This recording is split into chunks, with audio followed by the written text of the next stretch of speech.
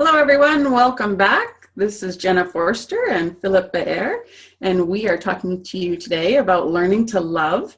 This is our third video, so if you haven't seen our previous two, please check back, and probably right below this video will be those links for you to take a listen.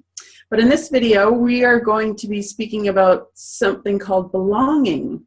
So this is an interesting topic because it's something that really starts to play out in our lives from a very young age, and it follows us. It follows us all the way through adulthood, and it plays a pretty key role in our lives, in what our lives look like, who are in our lives, and really how we're behaving in our lives. So I'm really intrigued to get into this conversation, and I'll bring Philip in now. So Philip, welcome. Let's talk about belonging. Hey, thanks, Jenna, and it's nice to see you this morning. Belonging, I would see belonging on Maslow's pyramid of needs for decades, and I never really understood what it was doing there. The other pieces worked with my rational brain, and this one, I couldn't really make sense of it. And what's powerful is how much I now understand that belonging is probably for me, the most interesting of all the layers in that pyramid. And the reason that I say that these days is coming to an understanding that if we're not a part of, it's a very, very, very scary experience. And I was talking to one of the people in our group the other day, who was sharing some of her experiences about being a young girl and what it felt like when people didn't invite her to a party. And it's like, yeah, you remember what that felt like?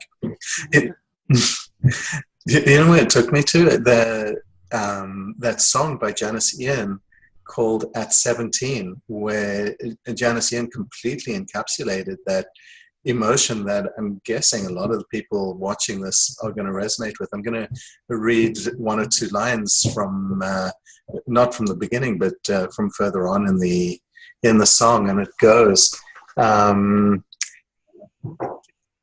those of us who knew the pain of Valentines that never came, and those whose names were never called when choosing sides for basketball. It was long ago and far away. The world was younger than today, when dreams were all they gave away for free to ugly duckling girls like me. I don't know what that does for your heart, but it still wrenches mine. Yeah, it definitely does. And it's bringing up one of the biggest fears is in gym class and being picked last and not being invited to the birthday parties or not being included in in today's age, it's not being included in the group texts or being invited out to hang with your friends. And then it really does play out as adults in not feeling part of a group or a community, or really feeling, we go back to the word connection, right? Really feeling that connection with something or somebody, so that we can feel like we belong. It's such a big player. I understand why it's foundational in us as people. So what the people who are watching this may not make the connection for us, it's quite obvious right now, is that the sense of belonging and our need for belonging is closely related to that pain of separation or isolation that we became sensitized to from our earliest days. And we've spoken about this already, but it's worth repeating how as young infants, we are so dependent on our parents for every single need that we might have, because we can't do anything for ourselves. And if a parent doesn't respond to our cries for help, that takes us to a place of crisis, and it often happens many times in a day. So every one of us would have that cellular memory of what it felt like to not have someone responding to our needs, from that immature place where we can't tell that just because something isn't happening now Like an adult will say, well, in 10 minutes it'll happen, in an hour, in a day, I'm going to get my needs met. We're that little child who is crying and no one's coming, and they may never come. And so our relationship with our caregiver is so critical to our survival, and our system knows that to set off the alarms when we're not being responded to. We're carrying that into the corporate offices. I know that you've worked with CEOs of organizations, and the funny thing is to think that this person at the top of the pyramid is really experiencing something that they first experienced when they were a tiny little baby. Yeah, and it's really because we're not bringing it up. We're not bringing it out. It's so deep within us. It's not even conscious. It's not even in our present mind. It's just deeply embedded within us. And going back to the word belonging and that whole piece of needing to belong and the relationship that has from whether we are isolated or connected. And our grasping, like we talked about last time, of trying to reconnect when we're feeling separate from this place of belonging that really drives us, even as adults, to interact in a specific manner.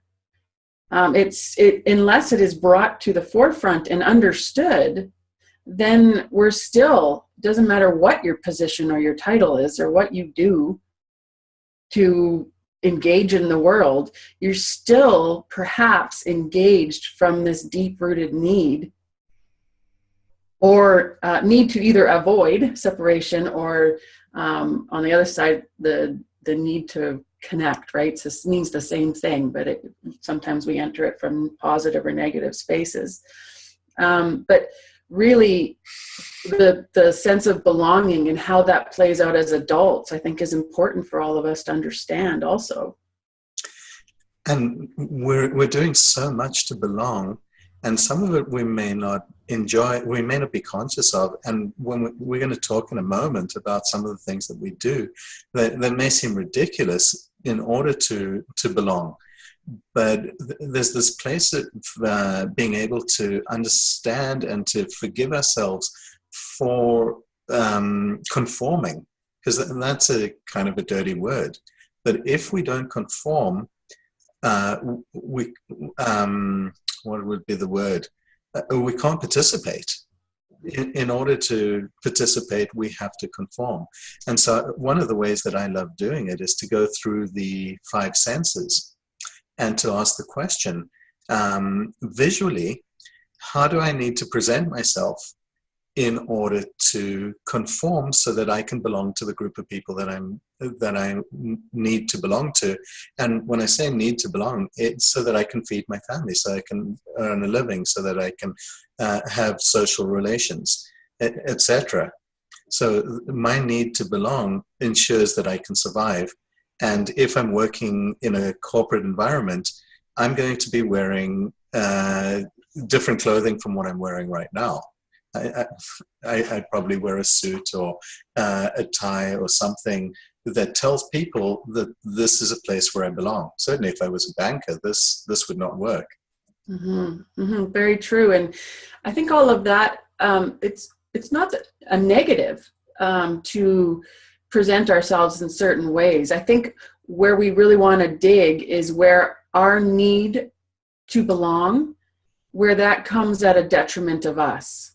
So when we feel this need so deeply that we are willing to really give ourselves away to it, and building on self-talk and self-worth and all of these things that happen. I know for me, a big one was not being good enough. And so not feeling good enough, my need for belonging was even higher. So I really did give myself away, if you will, in order to feel a belonging, because I was looking to fulfill my need of being good enough externally. And I did that through belonging, and my behavior was expressed in a way so that I could belong, so that I could fulfill the need.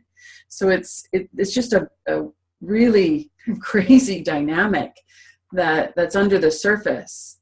So I think belonging is important, and it is part of us. It's just the level of understanding to know, is that at the detriment of me, and what's driving it and what's behind it. Yeah, and that's where becoming conscious of it really becomes increasingly powerful. So when I know that if I do want to be a banker, I'm going to have to buy a new wardrobe. It's just part of it. If that's my chosen way of doing things, that's how I'm going to do it. Can I live with that? Maybe I shouldn't be a banker. Maybe I shouldn't do these particular things, and looking to see who I am and where I want to fit in. Mm-hmm. And it's going to bring up all kinds of conflicts for different people. That piece about it being conscious really provides the tool for doing it from a place of lightness, not as much from a place of heaviness and from pain.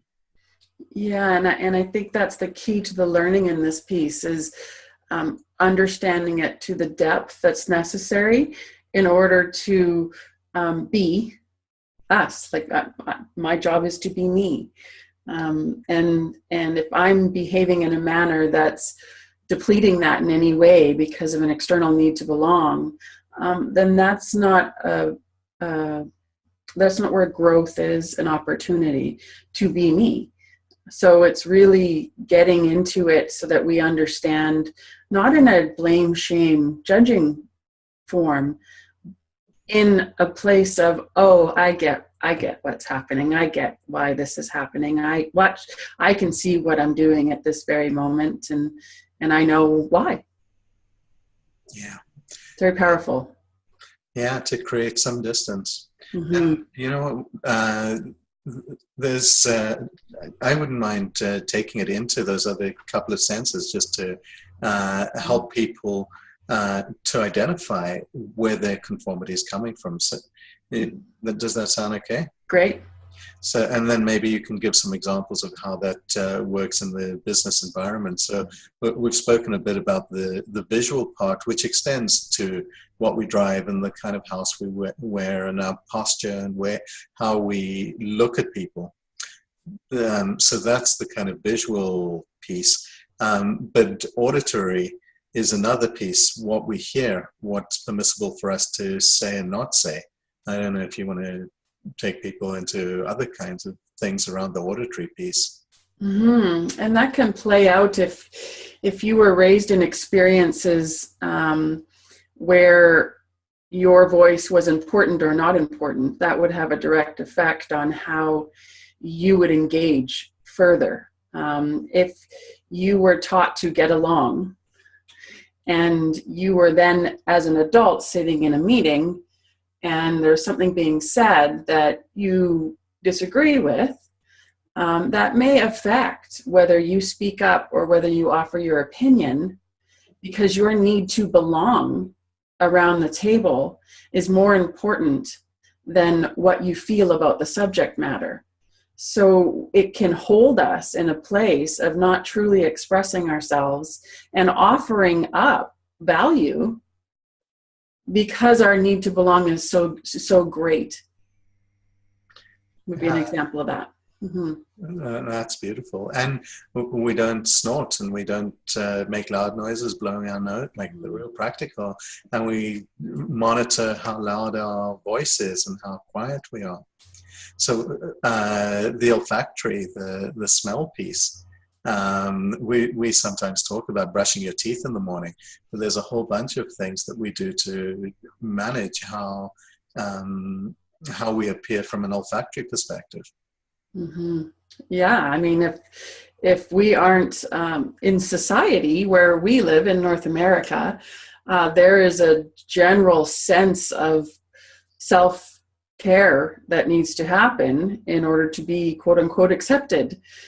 So we will take care of basic things, showering, bathing in some way. To some people, deodorant is important. Brushing our teeth is important because our sense of belonging is attached to not being offensive in any way to others. Now, I'm not promoting that we walk around unbathed because it's the health reason to that, but I'm just saying, noticing, right? Noticing why we do the things that we do. Not putting in, it's not good or bad, it just is. But really understanding that. And it's so different from people living in a completely different society. So I always go to Papua New Guinea, where people dress quite differently, and they probably smell quite different, and their sensitivity. If you wanted to belong to a society on that island, you would be doing things very, very differently than what you would be doing in Canada. Yeah, absolutely. And it's always there. So the other piece, we've done 3 of them. There's tactile is another one. Mm-hmm. So there are things about how we touch one another, right? Mm-hmm. Especially in the boardrooms. Mm-hmm. Yeah, and this really starts at a very young age, where in school, there's certain rules and regulations to protect children, and then it can be taken further to not having any physical contact whatsoever, and there's lots of reasons for it, but we are very conscious about how our physical contact looks with others. Like, do you ever meet somebody that says, "Oh, I'm just a hugger"? It's their way of saying, I have an expectation that we're going to hug at some point, right? They're setting the stage there. But in the workplace, that's very conscious for most people. They understand who they can get physically, even just standing next to, brushing shoulder to shoulder, and who that doesn't work for. So the important piece around that is whether it's distracting or not. So whether we're paying so much attention to that we're not actually present in the conversation that we're trying to have, or we're not actually hearing anything that's said, because we're in our mind thinking, oh, am I standing too close to this person? Oh, am I, I just brushed my elbow on their arm, or all those distractionary things that happen that really pull us away from being as effective as we could be. And as you're talking, I'm thinking about one of the future modules that we do around power and power relationships. And especially with touch, you get to see how people who are at a higher level have more permission, or have authority or permission to touch in ways that a person who is at a lower place is permitted to touch. And if we break any of these rules, we no longer belong. Mm-hmm. So we really carry unconsciously all of this information about what we're permitted to do and what we're not permitted to do in order to belong. Mm-hmm. And we wonder why we're exhausted at the end of the day. It takes us to the low level, what was the low level anxiety, persistent low level anxiety around belonging, because it's so easy to make a mistake. Yeah, it really is. It really is. So final comments while we wrap this call up? I don't have anything more to share. Okay, great. Well, thanks everyone. Thanks for joining us on this topic of belonging. Come see us next week. We'll be here next week. We're going to move on to our 4th video, and we look forward to sharing with you. Okay, have a great day, everyone. Bye-bye. Bye-bye to everyone.